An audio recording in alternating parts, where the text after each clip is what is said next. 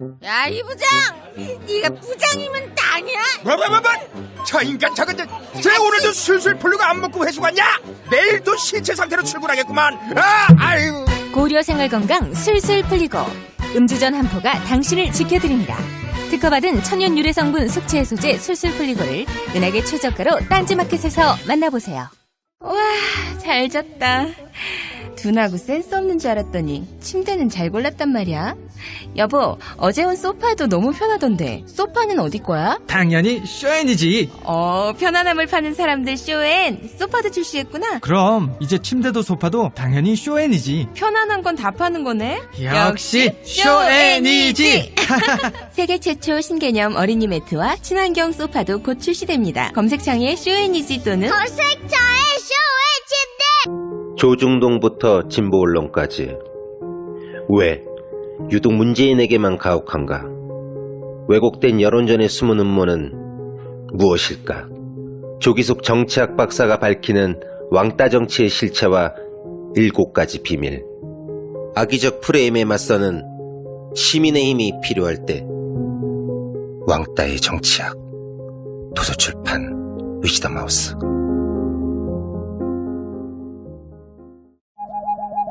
굶고 뛰고 땀 빼고 다 해봤다. 그래봐야 소용없었다. 다이어트는 결국 먹는 게 문제다. 동결건조 채소와 곡물, 단백질, 그리고 효소와 비타민, 미네랄로 만든 다이어트 전용 그린 스무디로 하루 한두 끼만 바꿔 드세요. 검색창에서 비타샵을 검색해주세요.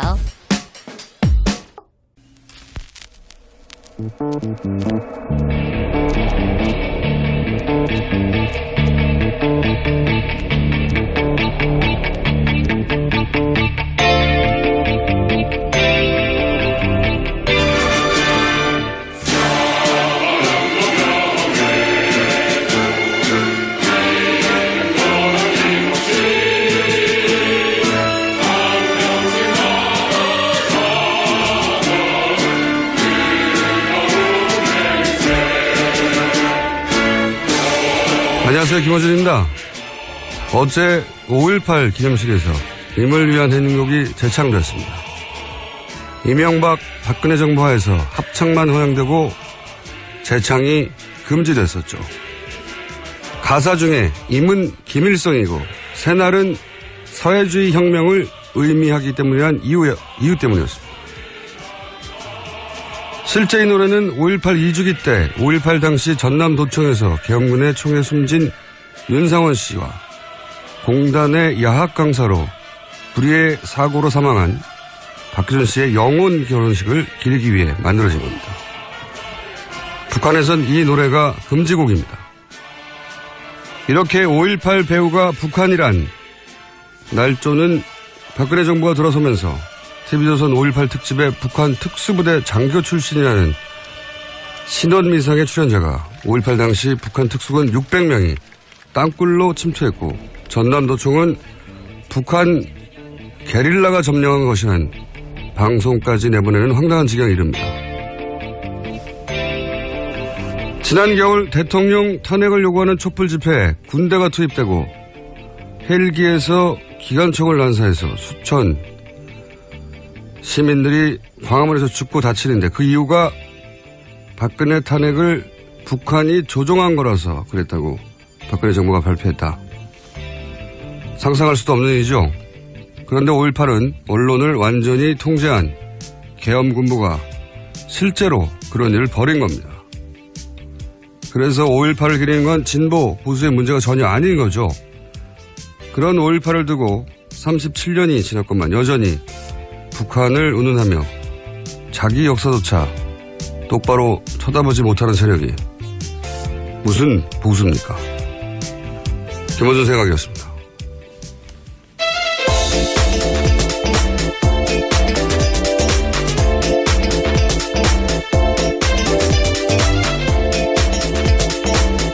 시사인의 김은지입니다. 어제 5.18 기념식은 이 국가 기념식으로는 굉장히 드물게 많이 화제가 됐어요. 네, 많은 사람들이 지켜봤고요. 네.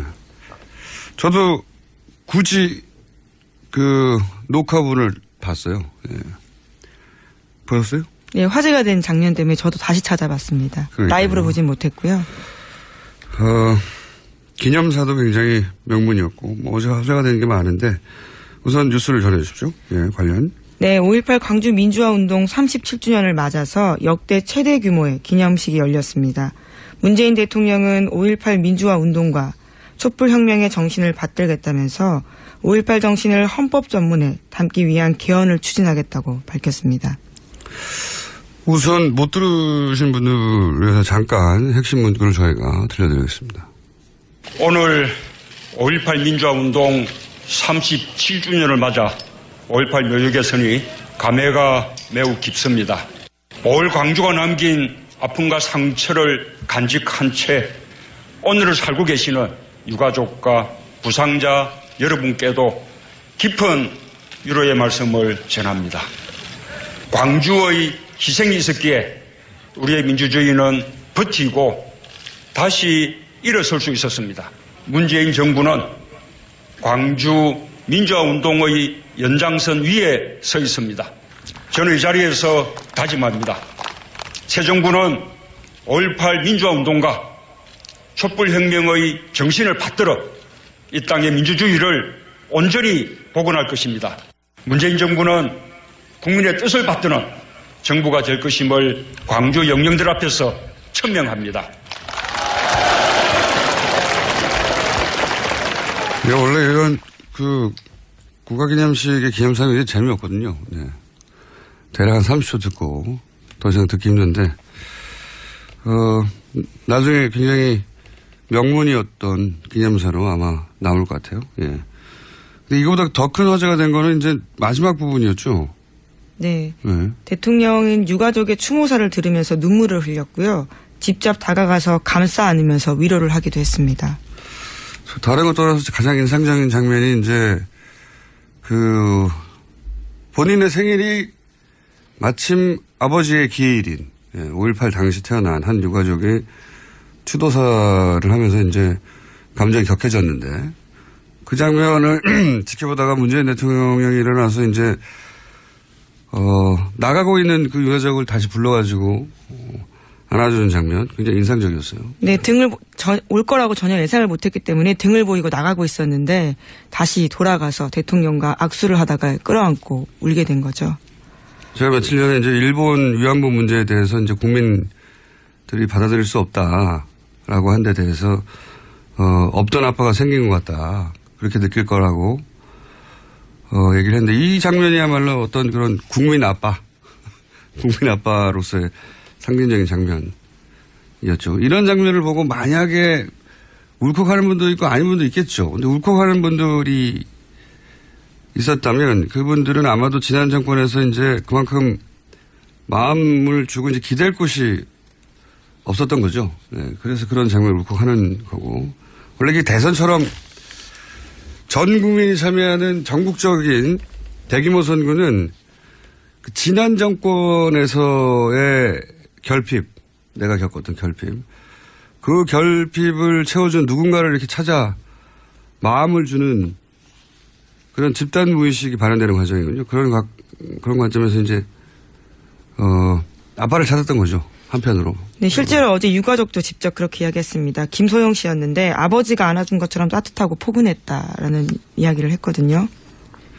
제가 좀 다른 각도에서 그 장면이 인상적이었던 게 뭐냐면 이게 이제 그날의 장면을 보면 이건 사전에 약속이 된 게 아니었나 보다. 이거 금방 알 수 있잖아요. 그 유가족도 끝나고 그냥 막 걸어가고 있었고 뭐 걸어가던 사람을 경호원이 뒤에서 누가 온다 이렇게 시그널을 보냈죠. 그래서 문재인 대통령이 불러 세워서 이제 안아주고 하는 장면인데 그 장면에 제가 인상적이었던 거는 원래 공식 행사장에 이렇게 10,000명 단위가 모였잖아요. 공식 행사 정부 행사장은 항상 엄숙하고 그다음에 비장하고 경직되고 그다음에 이제 포맷이 굉장히 중요하죠.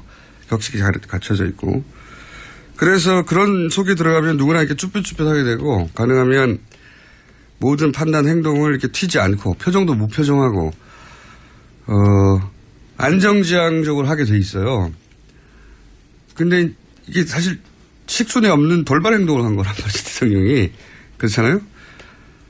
제가 보고 그 장면이 좀 유난히 인상적이었던 건 뭐냐면, 대통령 문재인하고 자연인 문재인의 구분이 그때 없어진 거거든요, 순간적으로. 제가 보기엔 이게 현재까지 문재인 정부 국정 지지도가 이제 계속 상승하게 만들고 있는 본질이에요. 뭐냐면은 자연인으로서 문재인 품성과 품성이 이제 대통령으로서 요구되는 여러 가지 상징적 자질이 있잖아요. 그런 품성이 그런 대통령으로서 요구되는 자질로 막 드러나는 거죠. 그때 사람들 마음이 움직이는 거고 울컥하게 되는 건데 그렇기 때문에 제가 보기에는 야당이 이런 식으로 문재인 정부가 계속 가면 문재인 정부를 상대로 싸우기가 쉽지 않다. 마음을 너무 뺏어가고 있어요, 지금. 예. 그런 자연인 문재인과 대통령 문재인이 합쳐서 만들어지는 여하간 인상적인. 네, 자기가 서 있는 자리에서 무엇을 해야 하는지 가장 잘 아는 모습으로 보였습니다. 근데 그게 이제 보통은 이제 대통령이라고 하는 자리에서 이런 큰 행사를 가면 사전 각본에 대해서 움직이는데 그게 없다는 거죠. 예. 그래서 문재인 대통령 상당히 좀 어렵겠다, 야당이. 그런 생각이 듭니다. 자, 하여튼 못 보신 분들은 영상을 한번 보시면 인상적인 장면이 좀 나옵니다. 다음 뉴스는요? 네, 이른바 돈봉투 만찬과 관련해서 이영렬 서울중앙지검장과 안태근 법무부 검찰국장에 대한 대대적인 감찰이 시작됐습니다. 어제 이 두 사람은 사의를 표명했는데요. 청와대에서 받아들이지 않았습니다. 징계 여부가 확정돼야지만 받겠다라는 겁니다. 그렇군요. 원래 이제 공직자들이 사표를 내버리면 징계를 할 수 없잖아요. 일종의 꼼수 사표가 되는 거죠. 민간인이 되니까. 근데, 공직에 있을 때 그러니까 원래 사표를 못 내게 하죠, 그래가지고. 예. 이게 징계 수에 따라서 많은 게 바뀌거든요. 뭐 연금을 받냐, 못 받냐부터 시작해서. 그래서 사표를 수리하지 않은 거고요, 일부러. 관련 뉴스가 또 있습니까? 네, 이와 관련해서 검찰이 조직적으로 반발하고 있다라는 서울신문 아침 보도도 있는데요. 관련해서 우려와 불만의 목소리를 전달하고 하고 있습니다. 지방의 한 부장검사는 자기 지갑 털어서 수사하는 검사들에게 법무부 간부가 수사비를 보전해 준 것은 감찰하고 그것을 대통령이 지시한다라는 것은 수사 현장을 몰라도 너무 모르는 조치다라고 토로했다고 하고요. 또 검사장 출신한 변호사는 대통령이 오히려 검찰의 사기를 꺾고 있다면서 지금 누가 책임지고 일을 하겠냐. 대통령이 자연스럽게 검찰청 조직해서 힘을 실어주면 오히려 컨트롤이 될 거다. 이런 식의 주장도 했다는 겁니다. 뭐 검찰은 항상 이랬어요. 예, 뭔가 본인들을 향한 정부 차원의 정권 초기에 압박이 있으면은 반발이 있었죠. 그래서 정권은 그렇게 혼내기보다는 달래는 식으로 초반에 관계를 설정해서 말 잘 듣게 만드는 방식이었는데 지금은 이제 그럴 수가 없는 거거든요. 근데 이렇게 반발해주면, 사람들이 검찰에 가지는 지금 이미지와 인상이 있잖아요. 가장 개혁 대상 1호이죠. 그러니까 여론조사를 해도 개혁 대상 1호예요, 항상. 최근 여론조사에는. 검찰이 이렇게 나서주면 사람들이 더 열받게 되고. 그러면은 검찰 개혁에 대한 국정 동력은 더 올라가고. 요종이죠. 대통령이 수사 현장 너무 모른다라는 이야기는 정말 그러니까 심하다라는 생각이 드는데요. 이게 국정 동력을 유지시켜주고 이렇게 상승시켜주는 제가 보기엔 검찰 내 요정들이다. 시킨 게 아닌가. 개혁 요정인가요? 청와대에서 시킨 게 아닌가 싶은 생각이 들 정도로. 이게 도움이 안 되는데 왜 이러는지 모르겠어요. 자, 다음 뉴스는요. 네, 미 국방부가 문재인 정부 출범 이후에 처음으로 사드 재협상 문제 언급했습니다. 제프 데이비스 대변인은 외신 기자 상대로 한 비공개 브리핑에서 미국은 한국의 손님으로 가 있는 것이다 라는 이야기를 한 건데요. 미국이 한국 정부와 사드 배치 혹은 배치에 따른 비용 문제에 대해 다시 논의할 수 있음을 인정한 겁니다.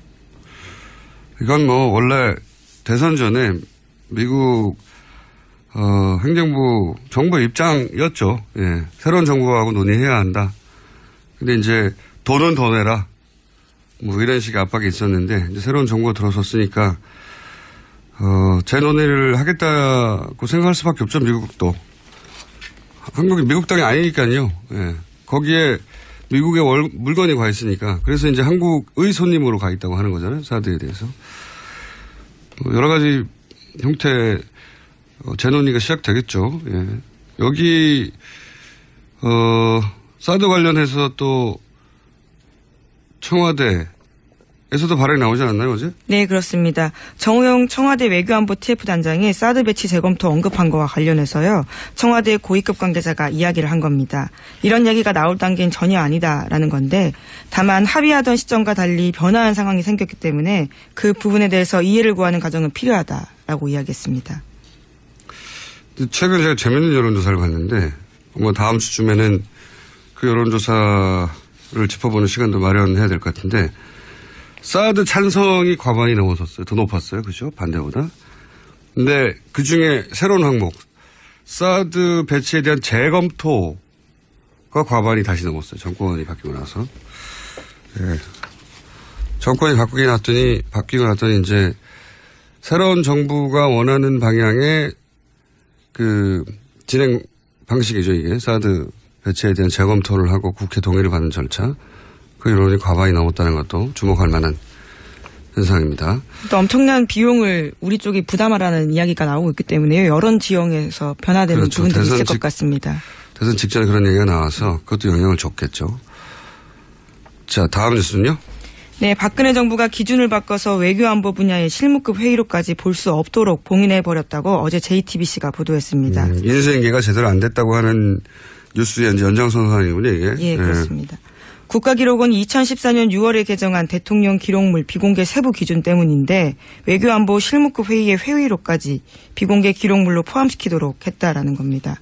그래서 이 기준에 따라서 일본과 위안부 문제 실무회의인 국장급 협의가 포함됐고요. 또 소파와 한미합동위원회 회의록도 비공개로 돌리게 됐습니다. 이게 이제 이런 의혹인 거죠. 위안부 협상과 사드 협상을 하고 나서 이 도대체 협상 과정에서 무슨 얘기가 오갔는지를 보지 못하게 하려고 법을 개정했다는 거죠. 대통령 기록물. 그렇죠. 실무급 회의로까지도 못 보게 세부적으로. 그래서 사드와 위안부 문제를 어떻게 협상했는지 무슨 말이 오갔는지를 볼 수 없게 된 겁니다. 예. 그런 내용입니다. 그런 회의를 하고 나서 그 회의록이 문제가 될 수 있다고 생각한 건지 그런 실무회의까지 다 비공개로 만들어서 지금 볼 수 없게 만들었다. 이게 저는 우연이 아니라고 보는 게 그러니까 이런 법을 개정한 것이. 물론 뭐 이 법을 개정한 것은 이거와 상관없다고 말하겠죠. 당연히. 한 달 후에 됐는데. 위안부 관련해서 정보 공개 소송을 벌였어요. 네, 제 그렇죠. 기억으로는. 그죠? 그런데 그래서 법원에서 일부 공개하라는 판결이 났어요. 네, 그죠? 지난 1월에 이겼습니다. 그래서 외교부가 법원의 명령에 따라서 왜냐하면 법원이 공개하라고 했으니까요. 일부를. 공개하라고 해서 이겼는데 외교부가 공개 안 했어요. 공개 안 하고 거꾸로 항소를 했습니다. 다시. 네, 여전히 다투고 있는 중입니다. 그러니까 그래서. 이 문제 위안부 협상과 관련해서 국민들이 알면 대단히 열받을 혹은 정부에 대해서 대단히 치명적인 내용이 들어서 그런 거 아닐까라고 추정할 수밖에 없는 정황들인 거죠. 이런 게. 알겠습니다. 다음 뉴스는요. 네, SBS 플러스가 일베에서 합성한 것으로 추정되는 타임지 표지 그림을 방송에 내보냈습니다. 또 그런 일이 있었나요? 네, 시사주간지 타임지 표지에 대한 아이템을 다루다가 나온 일인데요. 노무현 전 대통령의 타임지 표지에는 타임지 원래 문구에는 헬로 미스터 노, 그러니까 안녕 미스터 노가 쓰여 있었는데 대신에 고투 헬 미스터 노, 지옥에 가라 라는 내용이 들어있었습니다. 뿐만 아니라 실제 문구인 한국의 새 대통령이라는 영어 문구 대신에요. 새 시체라는 문구가 들어가 있었습니다. 영어로. 예. 참 이상한 뉴스예요, 이게. SBS 뉴스나 SBS 관련 보도 프로그램에서 이렇게 소위 일베 이미지, 노무현 대통령을 모욕하는 기존 사진에 살짝 글자만 바꾼다든가, 배경 속에. 이런 게 여러 번 있었거든요. 근데 실수라기는 너무 잦고, 뭐 지금도 실수라고 하긴 하는데, 실수라고 말할 수밖에 없겠죠. 왜냐하면 회사 차원에서 의도를 가지고 이런 말이 안 되는 일을 할 수는 없겠죠. 더군다나 정권 초기에. 그래서 이게 시스템 내부에 누군가 여기에 접근할 수 있는 사람이 장난하는 거 아닌가 이런 생각을 가질 수밖에 없는데 또 이런 뉴스가 나왔네요. 네. 네, 청와대에서조차도 엄중하게 조치를 해달라고 공식적으로 요청했습니다. 이건 뭐 실수라고 생각이 너무 잦으니까 그리고 반복되니까 SBS만 그런 건 아니에요. 예, MBC 뉴스에서도 그런 식의 장난들이 등장한 적이 있지만 가장 자주 SBS에서 등장해서 이상한 얘기를 합니다. 이건 실수는 아닌 것 같아요.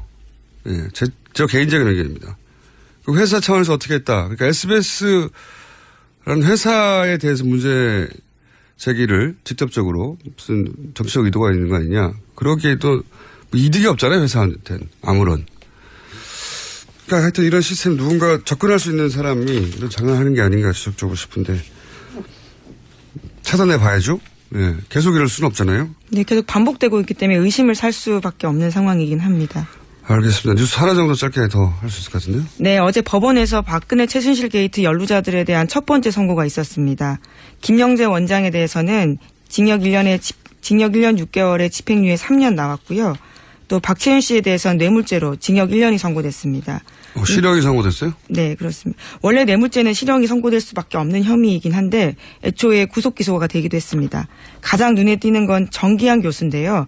위증 혐의로 재판받았는데 실형 1년 선고받고 법정 구속됐습니다. 오, 이거는 굉장히 강하네요. 네, 위증에서 법정 구속은 이례적인 상황이긴 합니다. 위증한 사람들을 엄벌에 처하겠다고 하는 특검에 의지도 있었는데 재판부도 그렇게 똑같이 생각하는 거군요. 위증, 다른 거 없이 위증 혐의 하나였지 않나요? 예, 다른 위증한 이임순 교수도 있긴 했었는데 거기는 재판 과정에서 반성한다라는 취지의 이야기들을 여러 차례 해서 집행유예가 나왔습니다. 그런데 정기한 교수는 반성의 기미가 보이지 않는다면서 재판부가 그렇게 판단한 겁니다. 위증으로 실형 1년 산 케이스가 과거에는 없었던 것 같은데요. 눈에 띕니다. 네. 엄벌에 처하겠다는, 위증하지 말라는 얘기네요, 앞으로. 네. 그리고 짧게 특검이 지명됐어요, 미국에서. 네. 굉장히 익숙한 장면들이 자꾸 나오고 있습니다. 트럼프 대통령 취임할 때, 탄핵 가는 거 아닌가요? 이런 이야기를 한 적이 있는데, 예.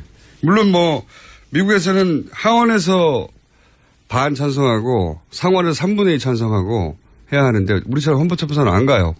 그렇게만 되면 끝인데 지금 상하원이 공화당이 다수거든요. 그렇죠. 네, 그래서 공화당의 의원 일부, 우리로 치면 바른정당에 가 있는 분들처럼 일부가 찬성해야 하긴 하는데, 그래서 어려운 일이긴 하는데, 근데 공화당에서도 이제 요즘 이거 탄핵 가야 된다고 하는 사람들이 생겨나고 있으니까요. 네. 또 특검 과정에서 어떤 내용들이 새로 불거지게 될지 모르기 때문에요. 상황은 계속 주시해야 됩니다. 데자뷰인데요. 이거. 미국 민주당은 한국에 와서 촛불 집회에 참여했던 분들과 촛불 집회를 이끌어갔던 그 단상에 올라갔던 그 시민단체들 만나서 어떻게 해야 되는지를 좀 물어봐 주시기 바랍니다. 그리고 미국의 이제 CBS라든가 MBC라든가 방송국들은 TBS에 오세요. 저희가 탄핵 방송을 어떻게 하는지 알려드릴 테니까. 여기까지 하겠습니다. 시사인의 김은지였습니다. 감사합니다. 아무도 묻지도 따지지도 않고 가입하셨다고요? 보험은 너무 어려워요. 걱정 마십시오. 마이보험 체크가 도와드립니다. 1800-7917 마이보험 체크로 지금 전화주세요. 1800-7917 이미 가입한 보험이나 신규 보험도 가장 좋은 조건을 체크해서 찾아드립니다. 인터넷 한글 주소 마이보험.com 또는 카카오톡에서 아이디 검색 마이보험을 친구 추가하여 상담하실 수 있습니다. 모닝똥? 제겐 사치였죠. 내가 토끼인지 토끼똥이 나인지 내가 변을 본 것인지 변을 당한 것인지 나는 바나나이고 싶다. 간혹 구렁이이고도 싶다. 아, 큰일 났네. 이거 이러면 다 죽어. 미궁 장사랑! 빅동의 추억 미궁 장사랑이 찾아드립니다. 혈중 콜레스테롤 개선과 배변 활동에 도움을 주는 건강기능식품입니다. 검색창에 미궁 장사랑. 골반 잡자 바로 잡자 바디로직. 허리 통증 바로 잡자 바디로직. 몸매 교정 바로 잡자 바디로직. 자세가 좋아지는 골반 교정 타이즈 바디로직. 검색창에 골반 교정 바디로직. 삐딱한 남성 골반 허리에도 역시 바디로직입니다. 바디로직의 효과를 못 느끼셨다면 100% 환불해드립니다. 자세한 환불 조건은 홈페이지를 참조하세요.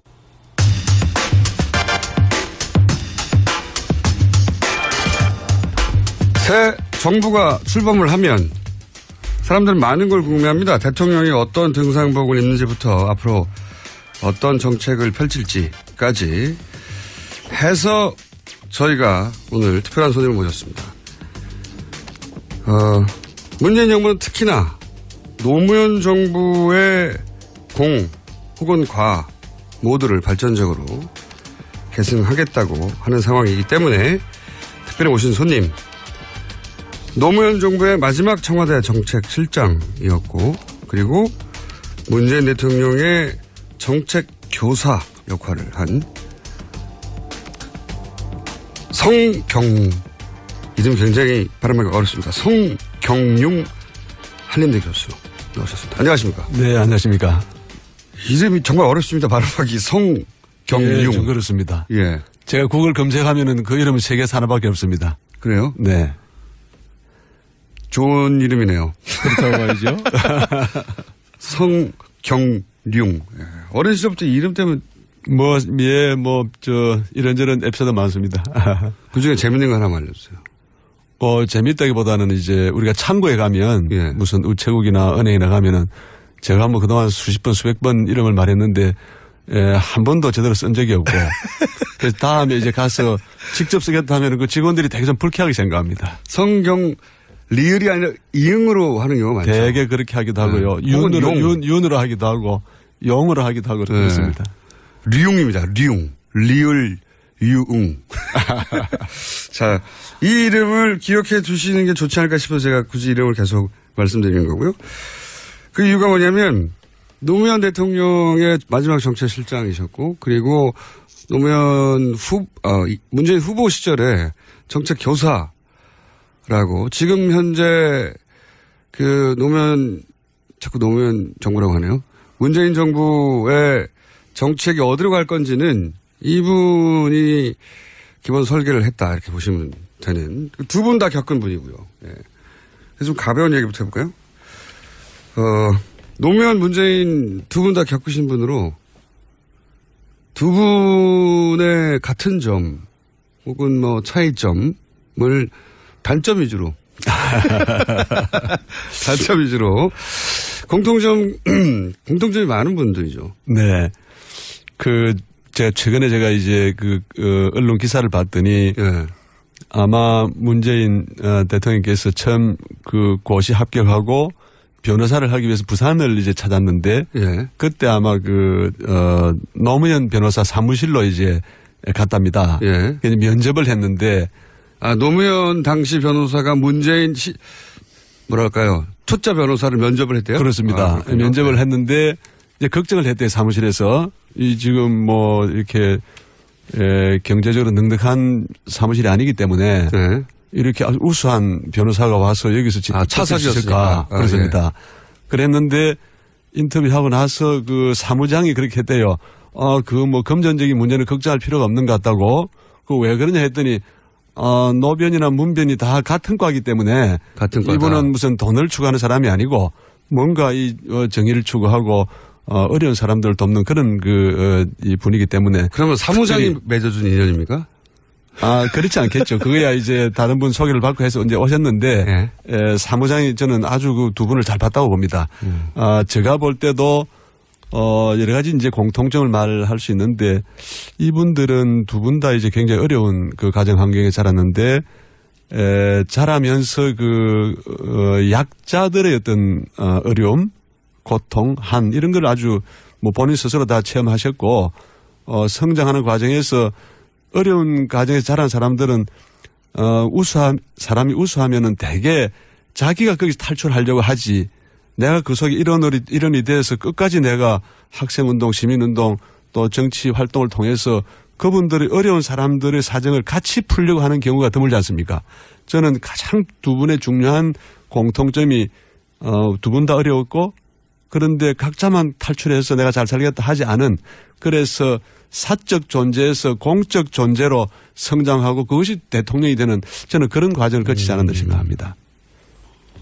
역시 뭔가 좀 다르게 설명하시네요. 그렇군요. 그 외에 가까이서 본 두 분의 공통점 더 없나요? 공통점은 이제 두 분 다 대화를 이렇게 해보시면 알지만은, 두 분 다 굉장히 다정다감한 분입니다. 맞습니다. 네. 뭐, 처음 만나도 꼭 오래전부터 만난 것처럼 뭐, 노무현 대통령, 이제 문재인 대통령 두 분 다, 정말 이분은 대화가 된다 할 정도로, 오래전에 만난 친구나 또는 뭐 집안, 형님이나, 이런 분들처럼 다정다감하다. 근데 약간의 차이점도 있죠. 스타일은 차이가 있어요. 노무현 대통령이 또 한편으로 굉장히 열정적인 분이기 때문에, 그때 어떤 감정의 변화나, 또는 어떤 뭐 생활상의 주변의 이런 변화에 따라서 바깥의 그 변화가 마음속의 리듬으로 이렇게, 이 리듬의 변화가 있다는 걸 느낄 수 있는데, 문재인 대통령 경우에는 그 변화를 느끼기 어렵습니다. 그래서 저는 예전에 같이 동의합니다. 같이 일할 때나 또 뭐 그 이후에도 이분은 마음속에 부처님이 계신가 그런 생각도 하고, 그래서 이제 한편으로는 이분이 혹시 명상 수련 같은 걸 늘 해서 명상 수련 감정의 변화가 밖에 드러나지 않게, 이 차이는 두 분한테 굉장히 큰 차이로 제가. 스타일이 굉장히 큰 차이가 있죠. 그렇습니다. 예. 노무현 대통령은 본인의 감정을 주변에서 즉각 알 수 있지 않습니까? 네. 문재인 대통령 감정의 변화가 없는 건지 참는 건지 아니면 마음이 고요한 건지 모르겠는데 무슨 기분인지 잘 몰라요. 그래서 이제 비유를 하면 한 분은 이제 화산 같은 분, 좀 활화산 같은 그런 분이고, 한 분은 호수 같은 분이다. 제가 그렇게 늘 생각을 하고요. 상극인데요. 상극이죠. 상극인데. 호수에 화산을 집어넣으면 꺼지거나 아니면 호수가 마르거나 둘 중에 하나입니까? 그래서 이제, 근데 이제 공통점이 많기 때문에 본래 같은 과에 출발했고, 그러나 약간의 그 스타일의 차이는 있지만은 두 분이 이제 추구하고 지향하는 방향이 같기 때문에, 경북대학의 이정우 교수님이라 계신데, 이분은 이제 초대 정책실장을 하신 분인데, 문재인을 자기는 한마디로 침착한 노무현이다, 이렇게 얘기를 하시더라고요. 제가 저도 동의하는데, 특히 이제 노 대통령 서거하셨을 때 그 첫 공식 발표를 그 부산대학병원에서 우리 문재인 대통령께서 하시는데, 제가 그 장면은 너무나 슬픈 일이고 너무나 고통스러운 장면인데, 그분의 침착성을 제가 보고, 야, 사람이 저 정도의 침착성에 도달할 수 있는가, 제가 그런 걸 느꼈고, 그때 제가 비로소, 그 전까지는 저는 그냥 뭐 그분은 비서실장 하시고 저는 이제 정책실장 했기 때문에 뭐 우리가 비슷한 일을 한다 이렇게 생각했는데, 이분은 우리나라의 어떤 그 운명을 짊어져도 될 수 있는 분이다. 제가 그때 그렇게 판단했습니다. 본인이 먼저 알아보셨다는 얘기군요. 뭐 그렇게 제가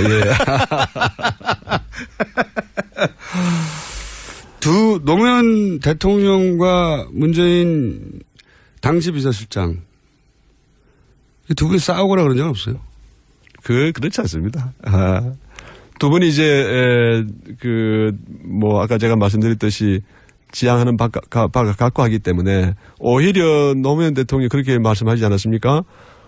저 사람은 노무현의 친구가 아니고, 내가 문재인의 친구다라고 할 정도로, 마음속으로 서로 깊이 이해하고 존중하고, 막 그런 우리는 팀이고, 제가 좀 보기에도 좀 부러울 정도로, 저 두 분은, 마음의 친구다, 또 영혼의 친구다, 저는 그렇게 늘 생각합니다. 그렇군요. 자, 그러면 두 분과, 노무현 대통령과의 인연은 어떻게 시작되신 겁니까? 저는 개인적으로 2002년에 이제 대선이 진행이 될 때, 그때는 그 경선을 좀 빨리 했습니다. 2002년 아마 3월쯤 했을 텐데, 그러고는 이제 뭐 이분은 아까 제가 화산 같은 분이라 했는데, 이제 말을 막 그냥 자기 뜻대로 그냥 합니다. 자유롭게 합니다. 노무현에 대한 학자를 하시면 참 잘하실 분인데, 어떤 대중 정치인인데 말을 함부로 이렇게 막 때로는 하고 하니까 이게 여론이 춤을 췄죠. 그래서 2002년 6월쯤 되면은 한 14%, 15%의 지지율이 떨어지고, 그때 이제 후단에 50% 이상 올라갔다가 확 떨어졌어요. 그렇습니다. 후단협 이런 분들이 이제 우리 후보 할 수 없다고 해서 후단협이 만들어졌고. 예, 그래서 굉장히 그 당시에 위기 상황이었는데 그때 우리 학자들이 한 10여 분 이분을 도와드려야 된다. 위기 상황에서. 네, 이분은 공당의 그 공식 후보로 선출된 분인데 이런 분을 외면한다거나 이런 분이 나중에 한번 이렇게 그 대결해서 한 30% 정도라도 이렇게 얻고 저야 다음을 기약할 수 있지 이런 상태로는 우리가 안 된다 해서 그때 마치 좀 독립운동하는 기분으로 참여했습니다. 가장 어려울 때 합류하셨네요. 네, 그런 인연이 있고 우리 문재인 대통령하고 인연은 우리가 이제 11월쯤 그해 11월쯤 돼서 이제 우리 그 전국의 교수들이 노무현 후보를 돕자 해서 부산서 부산민주공원이라는 곳에서 이제 행사를 했습니다. 교수들 우리 이제 지지하는 모임을 했는데 그때 부산시당 선대위원장 자격으로 우리 교수들이 이제 격려 말씀하시려고 왔어요. 저는 그때 처음 봤는데 느낌이 좀 뭐랄까요? 좀 약간 시골 농부 같은 스타일? 뭐 시골 농부. 이웃집에 당시 문재인 시당위원장이 공동시당위원장이었죠. 부산 선대본부장 했던 걸로 제가 기억하는데. 예. 근데 이제 그 자격으로 오셔가지고 고맙다 인사하고 했는데 지금은 이제 권력 의지도 충만하시다 하고 또 이제 대통령이 되셨으니까 지금은 보면 이제 눈빛이 다르잖아요. 눈빛이 다르죠. 대통령 돼서 눈빛이 다르게 봐주시는 거 아니고요? 하여간 지금은 달라진 게 하여간 우리 느낌으로 다 오지 않습니까? 근데 그때는 그런데 뜻이 없는 분이고 같은 저 변호사 사무실에 선배분을 이제 지지하게 나오셨는데 제가 꼭 느낌이 어쨌든 좀 시골에서 농사 짓는 분인가 할 정도로 15년 후에 대통령이 될 수 있는 상이라고 보지 않으셨군요, 그때. 그때는 그런 느낌이 좀 없었죠. 어쨌든 굉장히 편하게 느껴지고, 푸근하게 느껴지는 그런 우리가 인연을 가지고 있습니다. 그렇게 출발하셨다? 네. 자, 그렇게 해서 이제, 방금 이제 눈빛이 바뀌었다고 말씀하셨는데, 대통령 선거 기간, 혹은 뭐 2012년과 비교해서, 그러니까 이전과 이후 문재인 후보가 대통령이 되어가는 과정에서 보시기에 이렇게 업그레이드가 되어갔나요? 사람으로서 후보로서 대통령의 자질의 측면에서 어떻게 보세요? 그 기본 자질이야 뭐 바로 큰 변화가 있겠습니까? 예. 그러나 내가 왜 대통령이 되어야 하는지 어떻게 이 전체 과정을 기획하고 조직하고 내가 주도해야 되는지에 대해서는 뭐 엄청난 차이가 저는 눈에 보이고요. 2012년 대선 경우에는 본인이 출마해야 되던 결심도 좀 늦었던 것 같고, 그리고 그 당시에는 뭐 정당 따로 무슨 학자들 그룹 따로 시민단체 따로 다 따로따로 이렇게 놀아서 하나의 이 대선에 임하는 어떤 단일한 어떤 그 기구나 조직이 된 게 아니고 여러 이질적 그룹의 연합체 비슷하게 돼서 그때는 뭐 솔직히 걱정을 많이 했죠. 이렇게 해서 이게 집권이 되는 건가. 조직적인 선거 운동도 못 됐고. 그렇습니다. 그래서 이제 그런 점이 많이 염려가 됐고 또 후보 자신이 이제 이번 이제 대선 과정을 지켜보면은 대중들에게 전하는 메시지나 대중들하고 이렇게 그 대화하고 접촉하는 것들이 이제는 뭐 자신감이 넘치고 준비됐다 이렇게 하셨고 또 거기에 대해서 대중들이 반응했고 상황이 뭐 이렇게 유동적인 때가 있었지만은 한 30% 정도 국민들은 처음부터 끝까지 이분한테 나라를 맡겨야 된다라는 그런 마음의 어떤 결심을 하고 있는 상태이기 때문에 모든 요소가 이번에는 잘 맞았다 볼 수 있고요. 지난번 경우에는 좀 뭐랄까요? 이게 좀 준비 상태도 좀 미흡한 것 같고 정당 내부의 어떤 그 결속력도 대단히 취약했고 그래서 큰 차이가 좀 있었다 이렇게 볼 수 있습니다. 대통령이 취임한 후에 뭐 불과 열흘밖에 안 됐기 때문에 근데 열흘이라 하더라도 문재인 정부는 이리로 가는구나 하는 이쪽으로 갈 건가 보다 하는 상징적인 어떤 액션들이 굉장히 많았잖아요. 네. 두 정부 모두를 그 수장을 아시는 분으로서 초반 열흘간을 어떻게 보셨습니까? 좀 냉정하고 야박하게 좀 평가해 주세요. 좋은 얘기가 너무 많아가지고요. 네. 열을 이렇게 지켜보면서 사실 걱정을 했죠. 지난 9년간의 적폐는 너무 많고 너무 깊고 그런데 문재인 대통령은 뭐 우리가 다 보다시피 성품이 좀 부드럽고 또 대화를 해보면 이분이 신속하게 속전속결로 뭔 일을 해치울 것 같은 느낌이 잘 안 들고. 맞습니다. 좀 천천히 시간이 좀 걸리지 않겠나. 그거 너무 동감합니다. 얘기를 해보면 주로 듣기만 하거든요. 네. 반응도 크게 없고. 그러다 보니까 말을 하고 있기는 하는데 이 일을 하긴 할 건가. 언제 될 건가 이런 맞습니다. 그래서 제가 걱정을 했었어요. 사실은요. 일은 많고 잘못된 일들이 너무 많이 누적이 돼 있는데 그 하나하나 이렇게 그 해결하는 거 시간이 걸릴 텐데 이분이 어떤 속도감으로 할 건가 이제 걱정을 했는데 전혀 놀라운 일이 벌어졌지 않습니까? 당일날 취임 당일날부터 지금까지 뭐 전광석화 저는 마음속에 이 전광석화처럼 움직인다. 너무 문재인의 전혀 다른 모습이다. 지난 대선 기간 중에 이재명은 사이다고 문재인은 고구마라고 했는데 제가 그랬습니다. 전혀 다른 그랬습니까? 고구마. 예. 지금 전혀 다른 일이 벌어지고 있습니다. 이분의 마음속에 실제로는 엄청난 사이다가 지금 준비되고 있었고 유감없이 시원하게 또 신속하게 이렇게 지금 진행이 되고 있기 때문에 본인이 그런 말을 하긴 했어요. 제가 고구마 했더니 그랬죠. 때가 오면 호랑이 문재인을 볼 거라고. 네. 그래서 우리가 알고 있는 문재인 대통령의 전혀 다른 모습을 보기 때문에 이게 이분이 우리가 알고 있는 분이 맞는가 좀 이런 생각도 들고요. 이런 정도의 어떤 속도감과 이런 정도의 어떤 그 리듬으로 가면 뭐 앞으로 짧은 시간에 많은 일을 할 수 있겠다. 좀 그런 좀 확신도 듭니다. 말은 느리고 행동은 빠른. 그렇다 봐야죠. 네, 빠른 걸로 드러나고 있습니다. 현재까지는. 그렇습니다. 그렇죠? 자, 그러면 정책적 차원에서 볼 때 우리가 앞으로 느끼게 될 변화는 어디서 올지 제가 궁금한데, 지금 포용국가위원장. 네. 예. 어떤 위원장인지 잘 모르겠는데, 여기서 이제 시장은 어떻게 바뀔 것이고, 뭐 지방자치는 어떻게 바뀔 것이고, 큰 틀에서 정책적 차원에서 어떻게 바뀌어갈지 방향을 좀 알려주세요. 교사하셨으니까. 포용국가위원회라는 이름은 좀 아마 세상에 이런 이름이 처음이지 않나 싶습니다. 그래서 좀 독특한 이름의 그런 위원회가 만들어졌는데. 저는 잘못 쓴 줄 알았어요. 요즘 문재인 대통령이 하도 포옹을 많이 하기 때문에 포옹국가위원회 아닌가. 그렇잖아도 민주당 내에서 이 위원회가 출범할 때 네. 그때 그 추미애 대표가 참여를 하셨는데 포용은 포옹에서 시작한다 해서 우리가 그 임명장 수여할 때 아주 포옹하는 장면이 나왔고 그래서 우리 포용국가위원회에 좀 상징적인 글을 포옹하는 걸로 하자 해서 우리가 페이스북에다가 허금문이라고 이렇게 닉네임을 붙여서 그랬었군요. 이제 그랬는데 보니까 그 시기에 이미 그 당시 문 후보께서 뭐 가는 데마다 다 허가하시고 어제 그 5.18 그 행사 때는 김서형 씨라는 분 하고 이제 그는 예정에도 없이 포옹을 했는데 굉장히 아주 극적인 정말 아름다운 장면이었고 놀라운 장면이었죠. 그러면 이름을 바꾸세요. 허그위원회로. 그럴까요? 허그 커뮤니티. 어쨌든 뭐 하는 데입니까 여기가? 그래서 어떻게 바뀌는 거예요?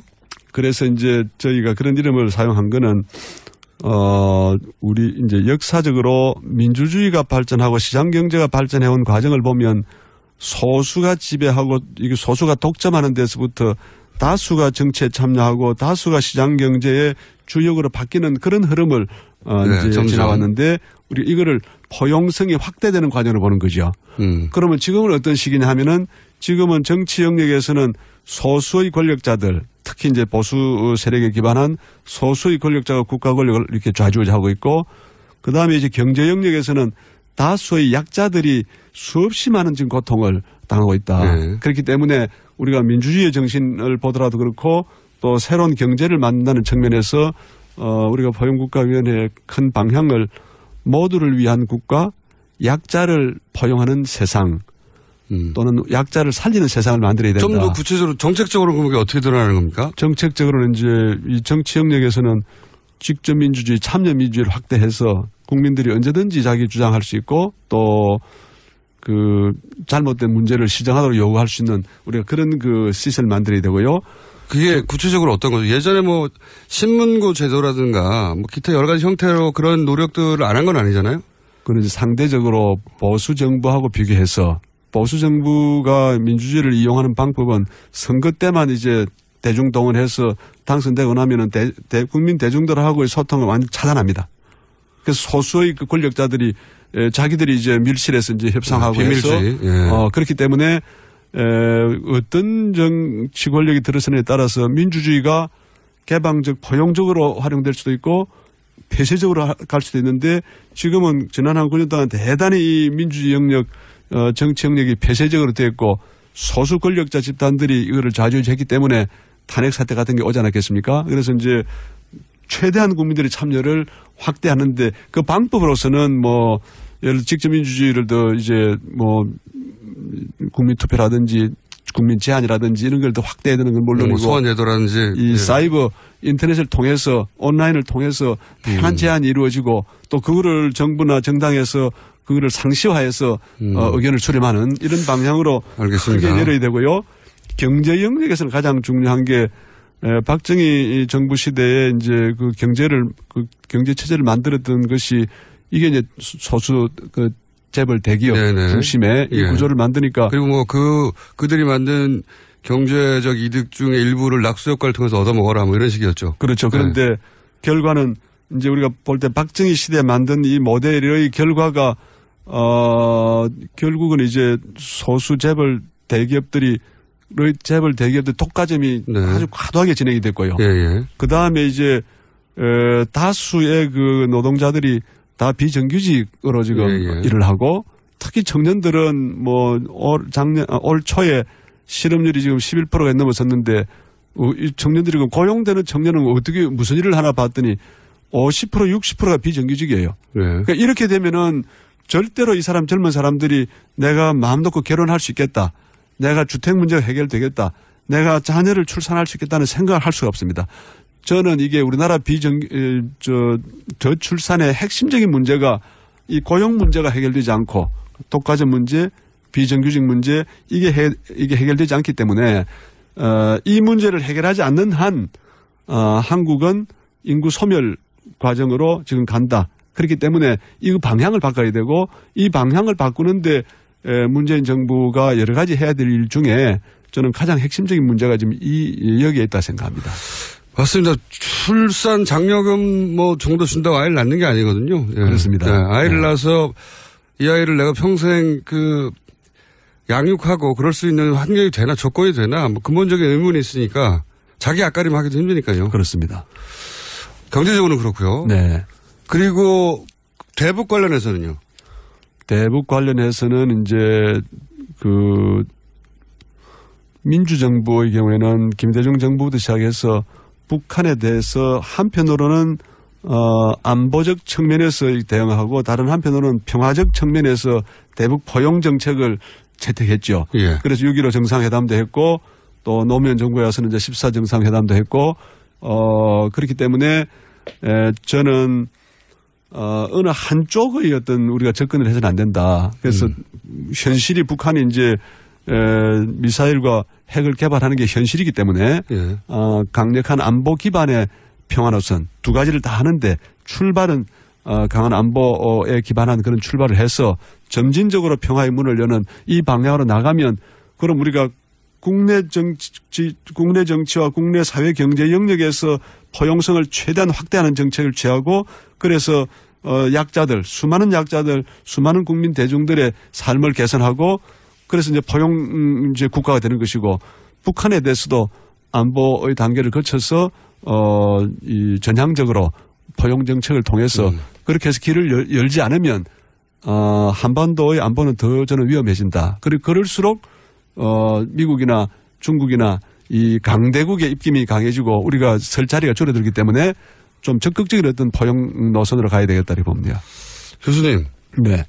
듣다 보니까 앞으로 좀 더 자주 모셔야 될 것 같아요. 그렇게 하시죠. 네. 오늘은 이제 포괄적인 이야기만 들었는데 네. 말씀을 특히 재미없는데 계속 듣게 만드는 앞으로 좀 자주 나와주십시오. 그렇게 하시죠. 예, 오늘 여기까지 일단 해야 될 것 같습니다.